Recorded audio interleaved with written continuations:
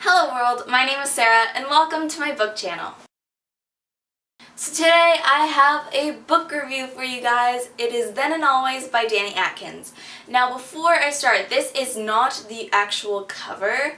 This is like the cover that I got. But I don't think I can post it in this video because my laptop is being weird, but I will link the Goodreads page for this down below.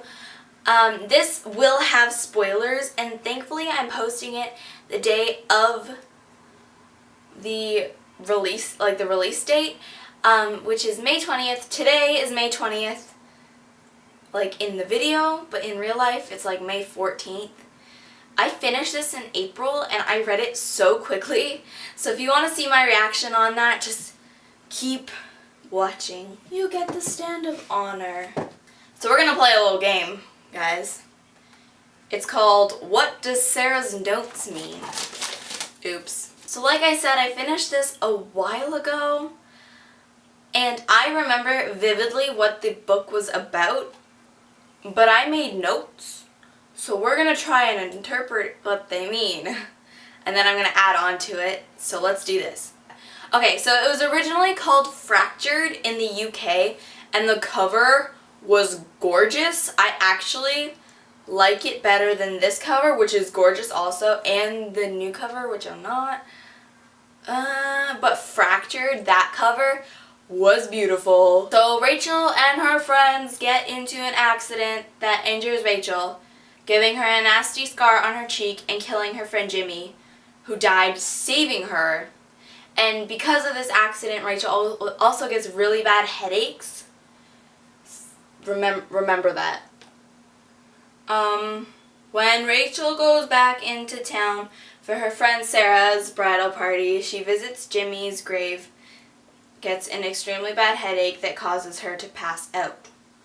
Okay, so first of all, Sarah, spelled the same way as my name. Love her, she's adorable. Like, I actually love her. Jimmy. Love Jimmy. And then I loved him so much, like I had a connection with him. And then she kills him off in like the first chapter. I'm like, why would you do this to me? You're hurting me already, DANI ATKINS. Gosh. But yeah, when she gets a really bad headache, she passes out. And from that point on, I was so confused. I was confused when the main character was confused. It wasn't a bad confused. It was like an, oh my goodness, what is going on, in a good way confused? Am I making sense? I think I'm making sense. We're gonna go with it. When she wakes up, she has her dream job. She's engaged to her ex-boyfriend Matt, and Jimmy is alive.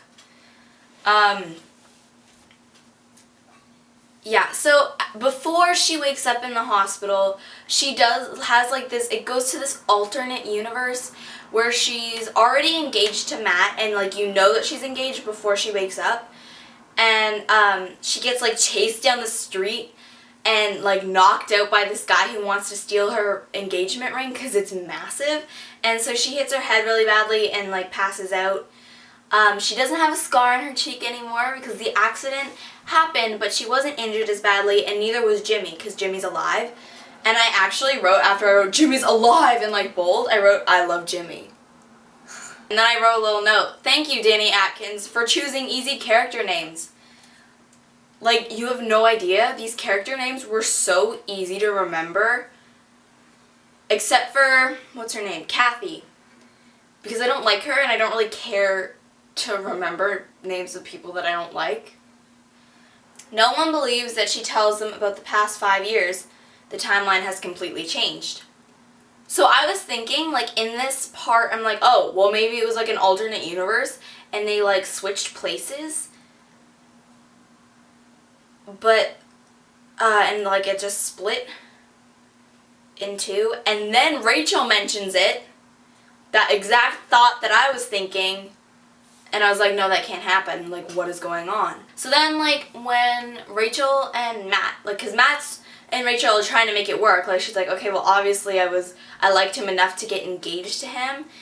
And so she's like, yeah, okay, well, let's go. And then they go to have dinner, and Matt gets a call from Kathy when he's in the washroom, and she's like, oh, it's Kathy. Well, that can't be anything, like, I thought they hated each other, stuff like that. And then I'm like, I know something's going on. And then Rachel's dad was really sick, and he had cancer. He was really sick. And her dad doesn't have cancer anymore in this thing. And then when Matt goes away on a business trip,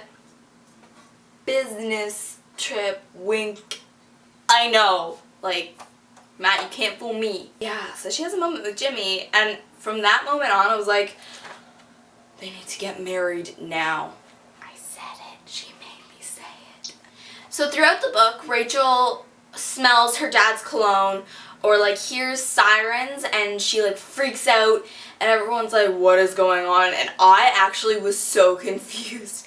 I was like, well, obviously her dad's just watching her sleep at night, and the sirens, maybe she's got like super dog hearing, and alarms waking her up when really there's nothing that, like, I was, oh my gosh, so confused. So then Jimmy and Rachel actually get together, and I was like, oh my gosh, I love them.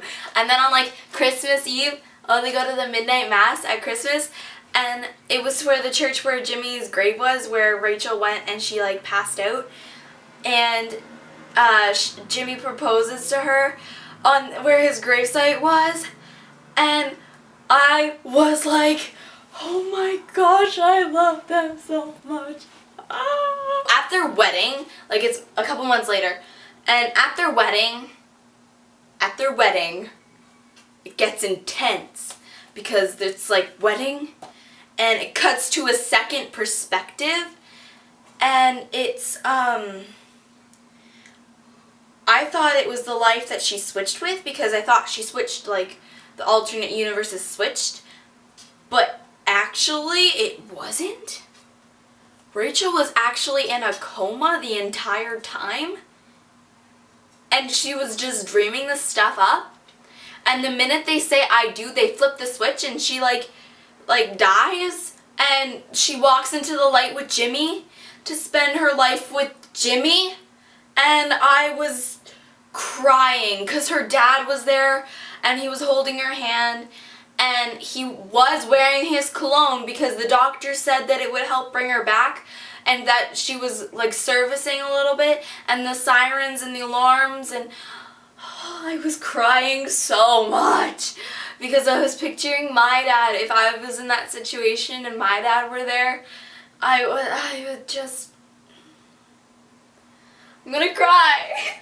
Ending really brought everything together. The whole time I was like, I couldn't put this book down. It was Easter dinner, and everyone else was eating mashed potatoes and turkey and everything and enjoying all their yumminess. And I was sitting in a corner reading my book. I also gave it 5 out of 5 stars. Alright, I hope you enjoyed that video. If you did, comment, rate, subscribe, and let me know what videos you want to see in the future. If you read this book and you're watching it, like this video right now, let me know what you thought about this beautiful book. If you loved it like I did, subscribe, and I'll talk to you guys next time. Bye!